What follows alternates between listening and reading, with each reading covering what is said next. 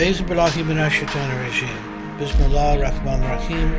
الحمد لله رب العالمين الرحمن الرحيم مالك يوم الدين إياك نعبد وإياك نستعين اهدنا الصراط المستقيم صراط الذين أنعمت عليهم غير المغضوب عليهم ولا الضالين. Amen. So I thought I'd read a little bit from this new Quran.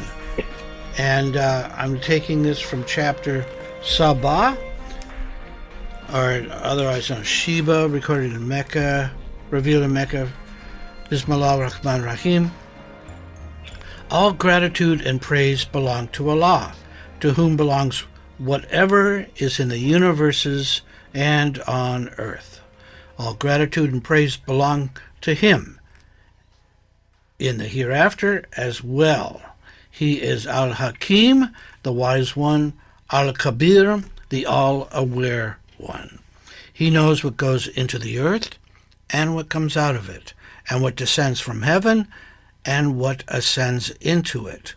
He is Al-Rahim, Al-Ghafar, the absolver of sins, the tolerant one.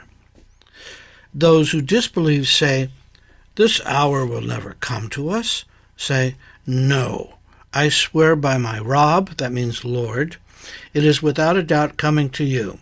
He knows what is hidden and what is, and not even the weight of an atom for elementary particle or less than that or greater escapes him in the universes or on earth. Rather, all is recorded in a clear kitab," meaning a universal repository of all knowledge. Kitab means book in Arabic, I think. This is to say that He may reward those who believe and do good deeds. For them are absolution and a generous provision. But those who fight our ayats, revelations, and challenge them, they will receive such punishment that in severity will knock them senseless. Those who have been given knowledge concede that what has been revealed to you from your Rabb is the truth, and leads to the path of Al-Aziz, the revered and most precious one, Al-Hamid, the one who deserves all gratitude and praise. Those who disbelieve say, "Do you want us to show you a man who will tell you when you have become scattered in fragments and completely decompressed? Even then you will be created all over again? Is he fabricating a lie about Allah, or is he deluded? But no, those who disbelieve in the hereafter, they are in torment and are far away from the path to the truth. Have they not noticed what is before them and what is behind them of the sky and the earth? If we wish, we can make the earth swallow them up or cause a part of the sky to fall down on them. Now there is surely a portent in this for every dependent who turns repentant to Allah. Truly, we gave favors from us to David. Quote, "O you mountains and birds, echo his psalms of praise with him." End quote. We also made iron soft and supple for him through metallurgy. I'll leave that there. Comments? Any thoughts about that?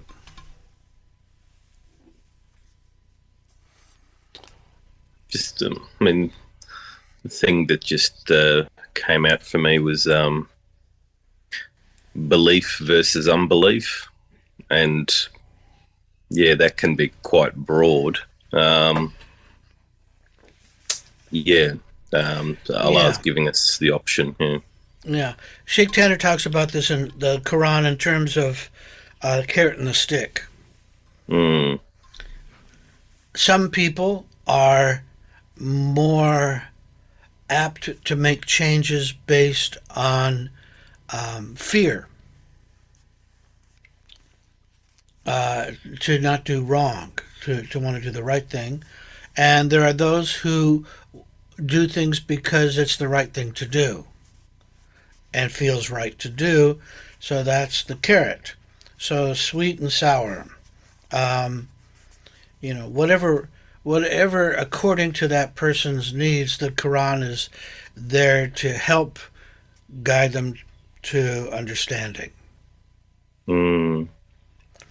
And so it uses both of these, and also when you think about it, some people just want to be told what to do. Mm. Don't give me a lot of philosophy or anything. I just want to be a good Muslim, and I want to follow the right rules. I want to do things right. Whereas Sufis generally are asking, so what's this all about anyway? Where'd this come from? Why is it like this? Where did that start? What's the source? Why? Mm-hmm. So some people want to know why, and some people just want to know what to do. So it's written in a very clear way in that way. And also pointing out through stories and allegories and science that this is what it is. Next, I wanted to read a poem from Hafiz called "We Have Not Come to Take Prisoners." We have not come here to take prisoners, but to surrender ever more deeply to freedom and joy. We have not come into this exquisite world to hold ourselves hostage from love. Run, my dear, from anything that may not strengthen your precious budding wings. Run like hell, my dear, from anyone likely to put a sharp knife into the sacred, tender vision of your beautiful heart. We have a duty to befriend those aspects of obedience that stand outside of our house and shout to our reason, oh, please, come out and play. For we have not come here to take prisoners or to confine our wondrous spirits, but to experience ever and ever more deeply our divine courage, freedom, and light. Isn't that lovely? Whereas I think we are hostages to love in that way. I have a story called The Journey. Is that the one I want? No, that's not the one I want. I had a better one. Phooey. I'll tell you the story. In this kingdom, there was scholars and people who read books were considered very smart and at the top of their abilities, and people responded to them appropriately and gave them status and were very kind and considered them learned. A Sufi came into this, and the king asked him, well, we're all very educated and literary here, so how many books have you read? And the Sufi said, not too many. I haven't really... Well, have you read this biography? No. Have you read the literature of this person? No. Well, get out. You don't belong here. So the Sufi left, and about 9 months later, he comes back in, and he requests to the king that he has something of interest to show the king. He says, well, you're obviously not a scholar, are you? And the dervish said, no, but I have a horse that may be of interest. And the king said, what are you talking about? May I bring my horse in, sire? And the king said, okay. Somebody has to clean it up, but yeah, all right, fine, bring the horse in. So he brings the horse in, and he puts down a fairly large book, And he says, watch. And so the horse opens the book, and the horse with its hoof moves the pages, goes back and forth like this, moves another page with its hoof, and looks up at the Sufi and goes, and neighs, and seems to be commenting on it. And so he keeps going like this and like this, and the king says, this is remarkable. The horse is reading the book, and he even seems to be commenting on what he's reading. This is incredible. Oh, this is fantastic. How did this come about? And the Sufi said, well, listen, I'll tell you, but I want to ask to be forgiven and no action put against me. And the king said, yeah, of course. And the Sufi said, well, I trained this horse for about 6 months, putting oats between the leaves of the book.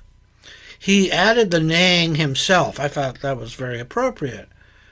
And the king said, well, that's almost the way that our scholars have to learn as well. They have to learn and be given rewards as well. And,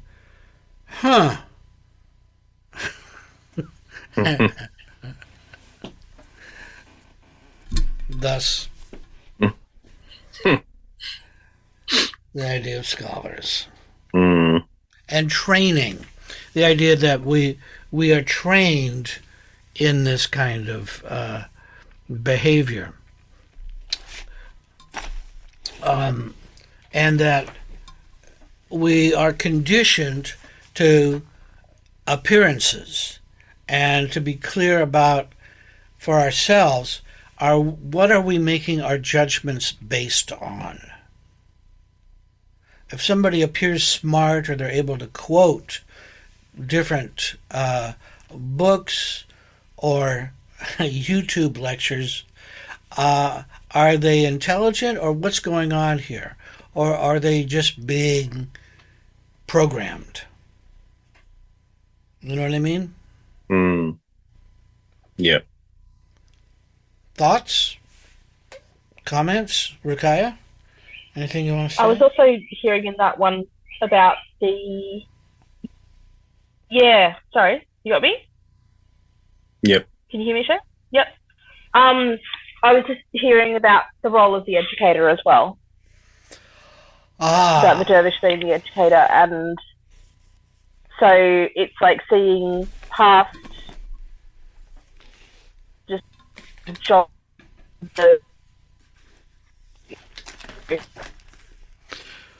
Yeah, you're cutting out. I think your distance from the server is making it difficult to hear you. Oh, sorry. Let me change to off my headphones. One sec, Shay. So you're talking about pedagogy.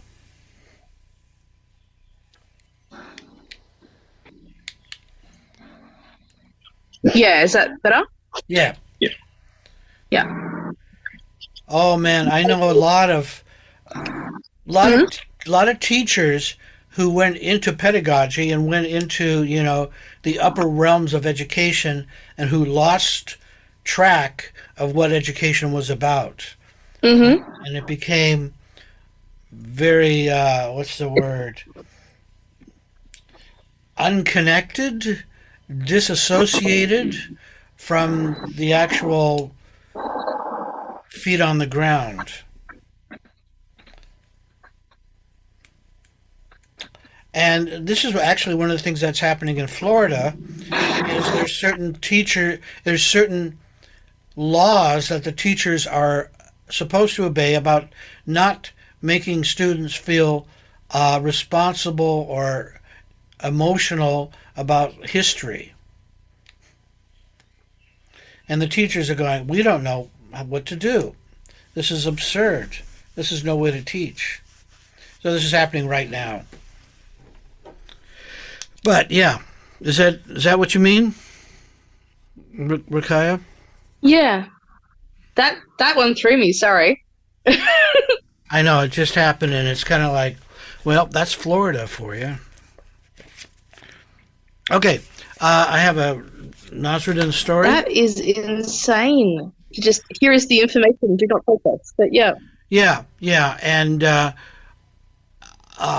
they really can't teach history, and they can't teach probably sexual education or anything else because people. Yeah, because when you're teaching kids, it has to be immersive. Like that's how they understand stuff more than just hero words. Yeah, no. Exactly.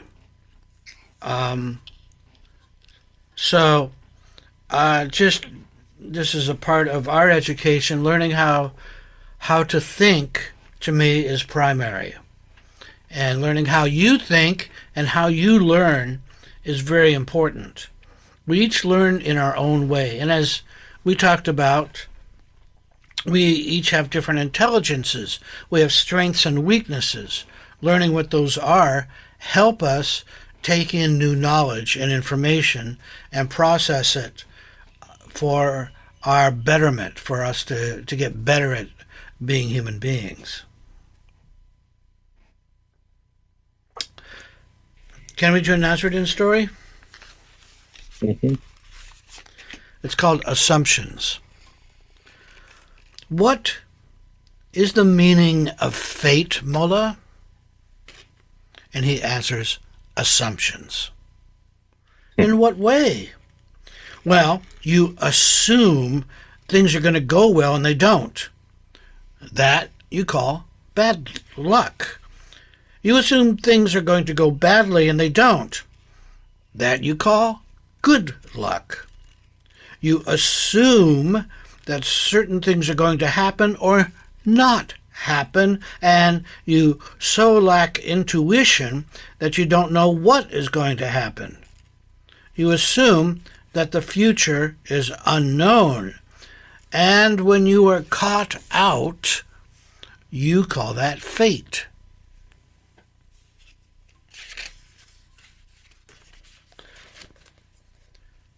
Something to think about. Or destiny. Well. And it's what we were talking about before about, the Sufi, well, first of all, the psychological idea that we all tell ourselves stories. And we try to think that we're living our story. Whereas in some of the Sufi material, it says, you don't know the story until it's done. Then you can tell the story.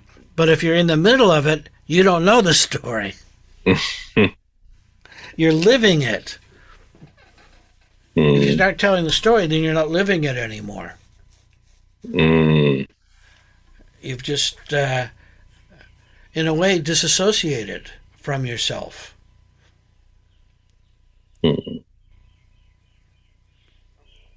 Then you're not being. You put concrete on the tree, and it can't grow anymore. All right. Anything else you want to say about that? Assumptions? Yeah. Oh, just the aspect of being, it comes through being fluid, being flexible, and not being stuck. And sort of remind me of the story that you'd once told about was it the Chinese, or was it a Buddhist story about the horse and the army and the farmer and his son? About when his horse, his only horse that he's got, the farmer's horse, runs away, and all the villagers said to him, "Oh, this is terrible," and he said, "Oh, maybe not." Oh, right, yeah. Reminded me a little bit of that. It keeps changing. We don't know. How can we say something's, oh, that's such a shame? And it's kind of like, well, maybe it isn't. Maybe it's a lesson. Maybe it's a blessing.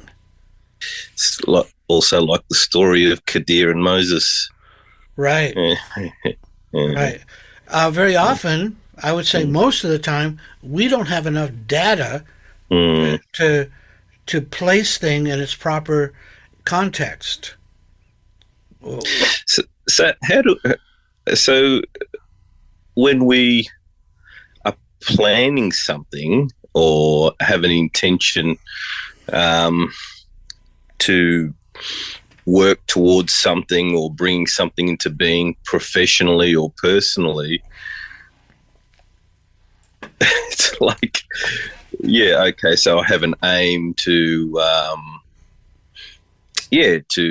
complete something or to do something in 12 months' time, whether it's a professional project or a personal project, and we'll have good intentions because we believe that's what's good for us or what we want.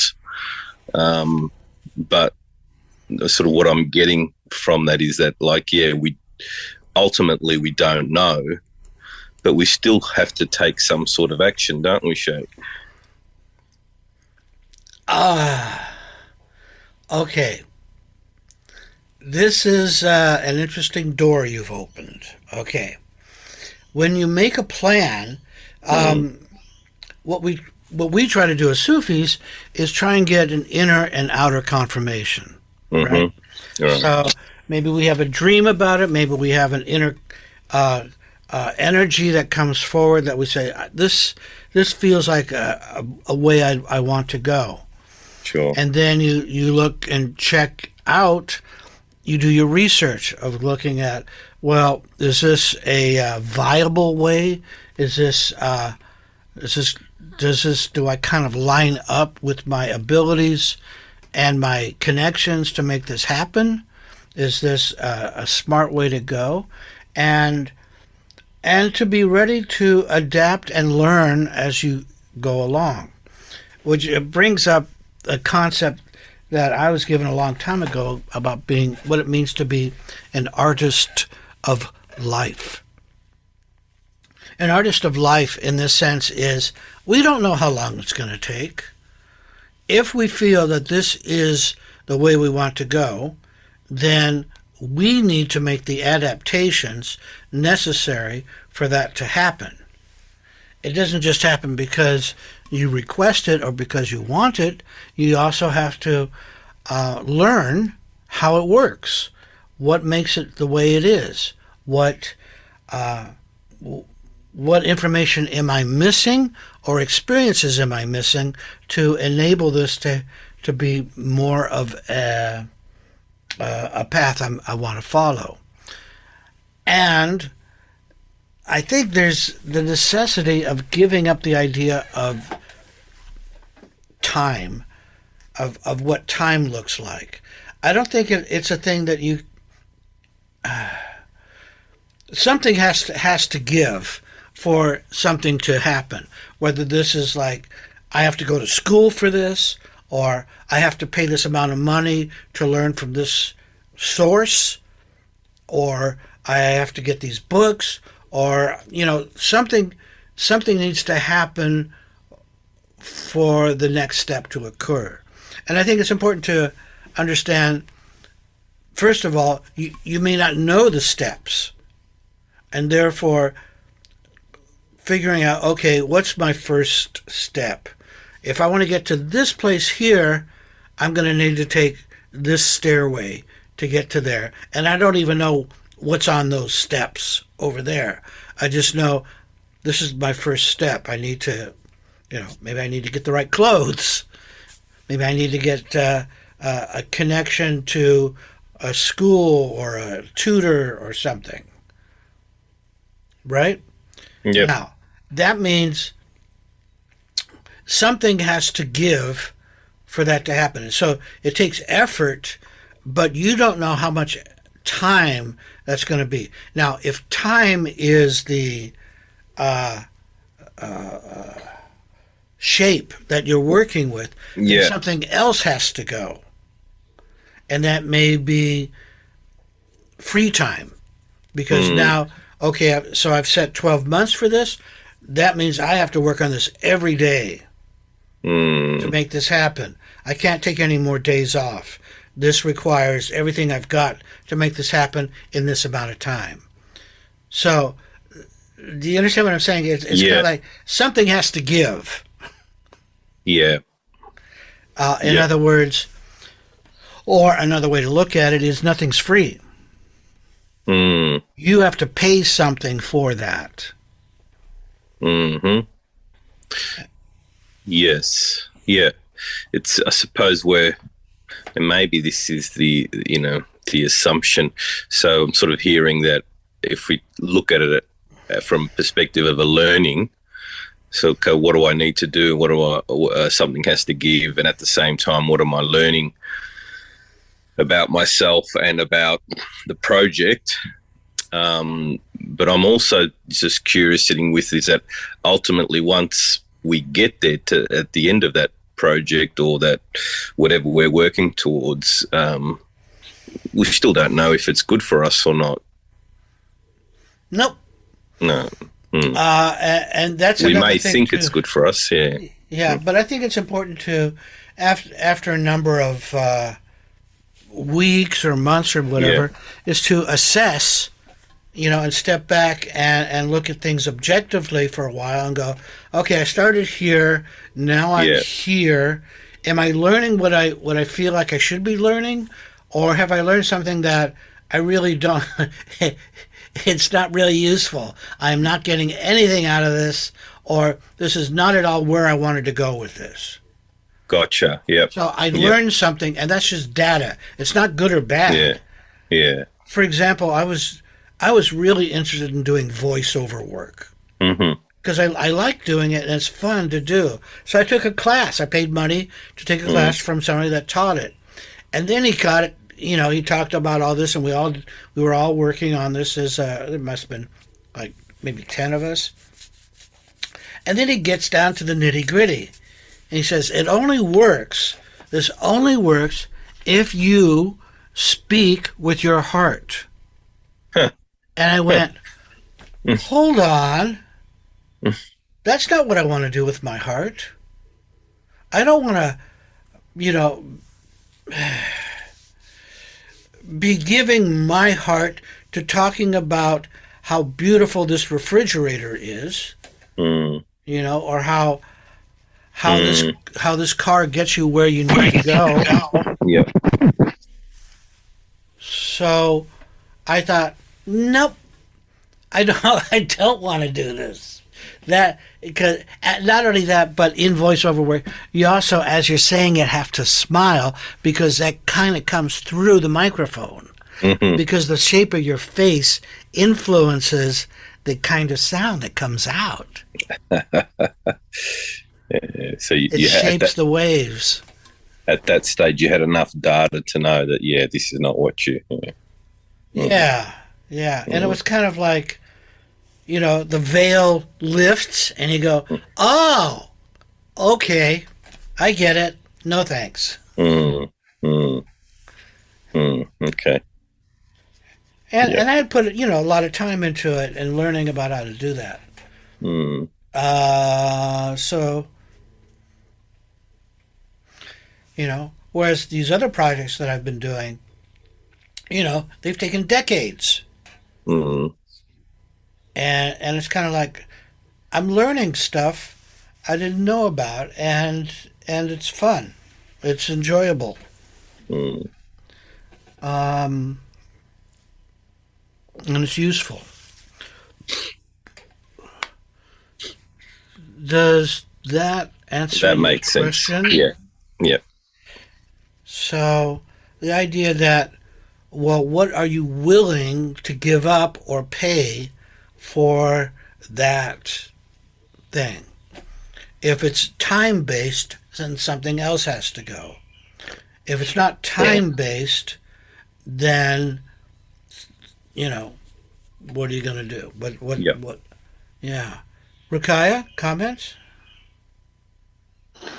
I was just thinking about, the comment about talking with your heart. I know that it's very different when it comes from a sales perspective, but that's kind of something I think I need to work on. Because anytime I try talk with my head, the words get all jumbled up and I mush them together and words just roll out of my mouth and I'm not paying attention to them. It's different when you speak with your heart. Definitely. And it's always a good practice. In business, if you're doing a business transaction, I think that's a different part of the brain. And you may not want to do that with your heart, but with with a learning sense. How does this work? Like, any kind of negotiation. This is something that is learned. This requires study and one might be watching somebody who's good at it, or working with them as an apprentice, as it were, to see how somebody negotiates something. That's not necessarily. Some people are intuitive that way, but some people, like some of us, have to learn watching another person doing it. This was less about business and more about social stuff, as well as I've got an interview on Tuesday, so I noticed that my brain was just getting really overwhelmed, and I was like, when you said that about talking from your heart, I was like, yeah, that's the way to kind of move around that problem so that it doesn't become a real stumbling block during an interview or during a conversation or whatever. And it's just good point. You're actually conscious about what you're saying and everything. Exactly. Very good. So this is when you keep your feet flat on the ground. You have your safe space around you. You feel safe and protected, and you feel like you're breathing. You're aware of your breath, and you don't have to answer right away. You return back to your center. You become present, and you don't, you listen to your heart, and you respond appropriately. That's what I like to use my heart for. Not selling refrigerators.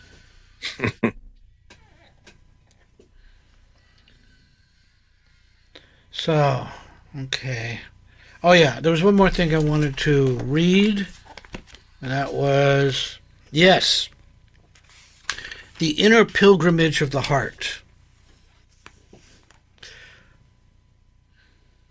The inner pilgrim, and this is from Secret of Secrets, from Abdul Qadir al Gilani. The inner pilgrimage necessitates a great deal of preparation and gathering of provisions prior to undertaking the voyage. The first thing is to find a guide, a teacher whom one loves and respects, on whom one depends, and whom one obeys. It is he or she who will furnish the pilgrim with the provision he or she needs. Then one must prepare one's heart. To wake it up, one recites the sacred phrase, La ilaha illallah. There's no God but Allah. And remembers Allah in contemplating the meaning of that phrase. With this, the heart awakens and becomes alive. It also remembers Allah and keeps remembering Allah until the whole inner being is purified and cleansed of all else but Him. After the inner purification, one must recite the names of the attributes of Allah, which will kindle the light of Allah's beauty and grace. It is in that light that one hopes to see the Kaaba of the secret essence. Allah ordered His prophet Abraham and Ishmael's prophets to this purification, saying, Associate not anything with me, and purify my house for those who circumambulate it. Indeed, the material Kaaba in the city of Mecca is kept clean for the pilgrims, How much cleaner should one keep the inner Kaaba upon which truth will gaze? After these preparations, the inner pilgrim wraps themselves in the light of the Holy Spirit, transforming their material shape into the inner essence, and circumambulates the Kaaba of the heart, inwardly reciting the second divine name, Allah, the proper name of God. They move in circles because the path of the essence is not straight, but circular. Its end is its beginning.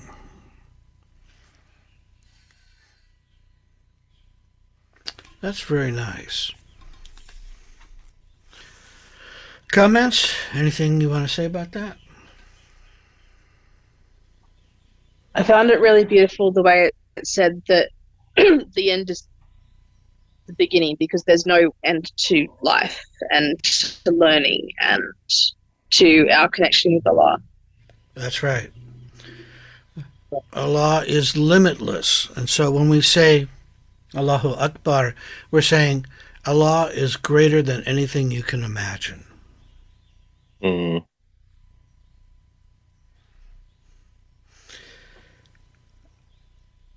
And learning the source behind the words and understanding that the source should always be the heart in this case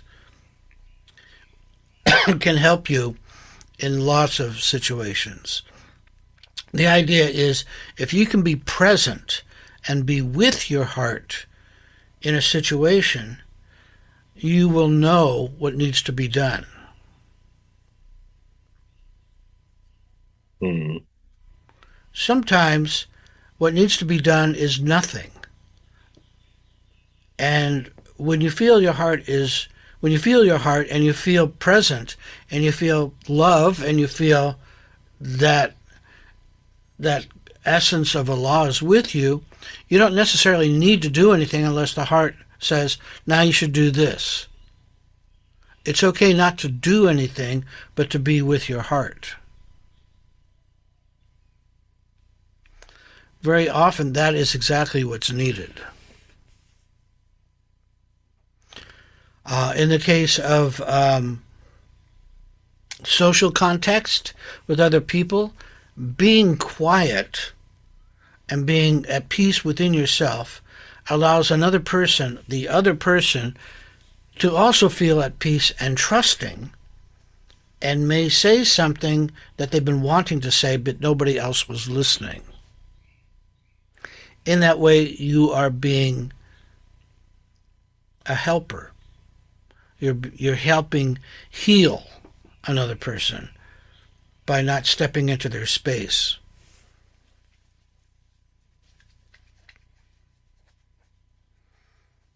Most people are used to being interrupted and not listened to. If we gave each other space and time to be open, I think this would be a very different world. But let me tell you about myself.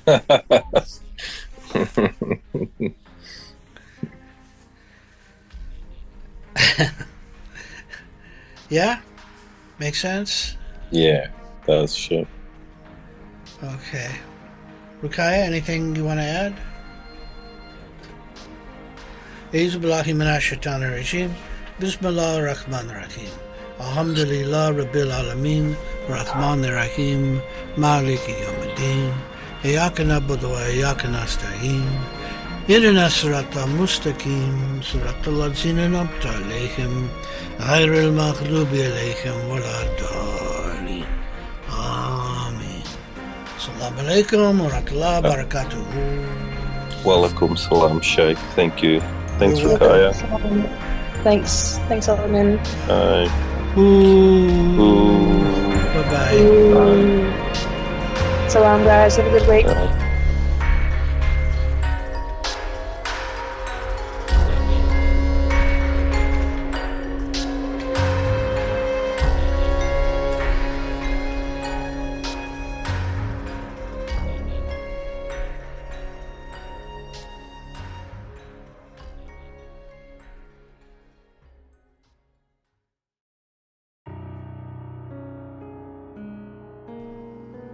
Salaam Alaykum, murids, seekers, curious, and interested listeners. We appreciate you and are happy to share our Sufi message. Your donation will help support our Sufi Center in Sydney, where we do zikr, sohbet, spiritual counseling, and healing services. We believe the message should be free, but it costs equipment, rental, services, software, and hardware to get this to you. So thank you for choosing our podcast among all the millions available.